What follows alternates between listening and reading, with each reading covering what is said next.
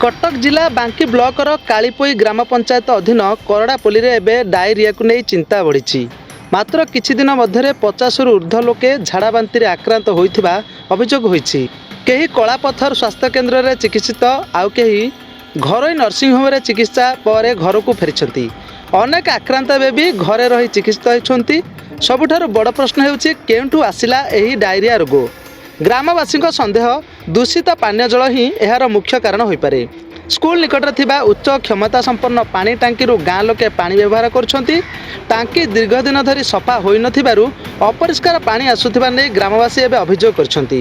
झाड़ा पतला झाड़ा हला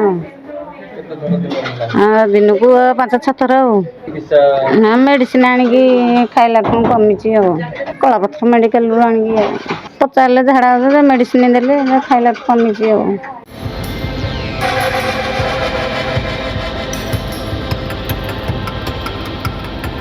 खबर पाई आशाकर्मी अंगनवाड़ी कर्मी और स्वास्थ्यकर्मी घर को जाई घर घर ORS और औषध बंटन करुछन्ति। खोला कूअरे ब्लीचिंग पाउडर पकाइबा पका जाउछि। सबुठु बड़ कथा है 50 रु ऊर्ध्व लोके आक्रांत हेबा परे ग्राम रे कटकर बड़ डाक्तरी टीम पहुंचती। सेपटे स्वास्थ्य विभाग होइछि आशा अंगनवाड़ी और स्वास्थ्यकर्मी माने घर को घर जाई आक्रांत को औषध देउछन्ति। किंतु एबे बड़ चैलेंज रोगर मूल कारण कौन चिन्हट करबा।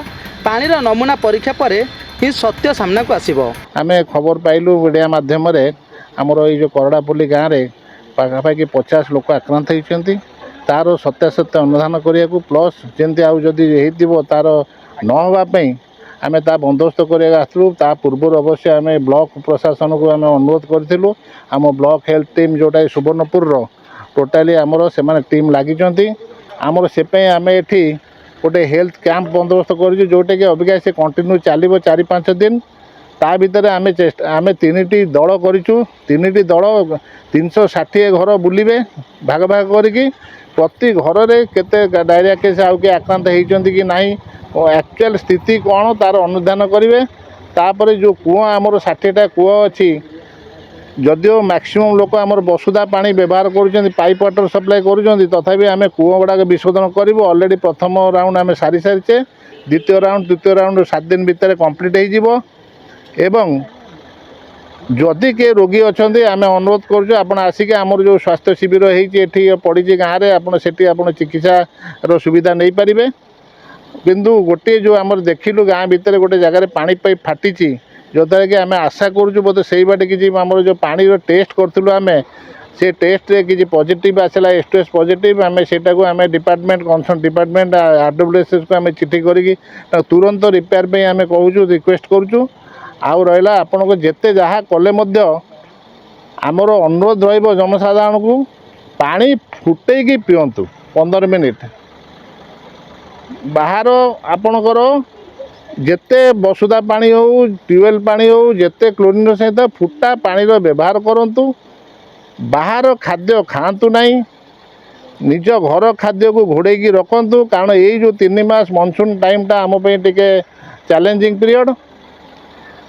हाथ धोईबाटा को आप सुनिश्चित करातु। आमर घरे घरे आशा दीदी मैंने आमर बुलिकी हाथ धोइबा प्रणाली शिखौछन्ति। तेणु तांको कहवा मुताबक शौच होला परे खाद्य खाइबा आगुरु परिबा गुड़ाक भलारे धोईकी रोषेई करंतु।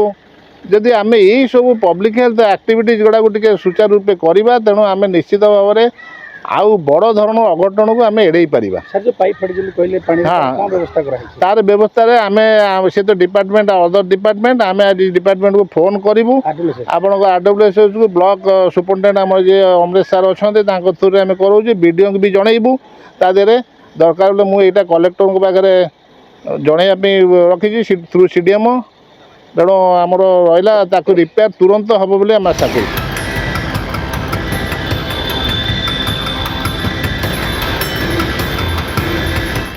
करड़ापल्ली रे डायरिया आतंक पानी रोग ना अन्य कौन कारण एवं समस्तंकर नजर पानी परीक्षा रिपोर्ट उपरे।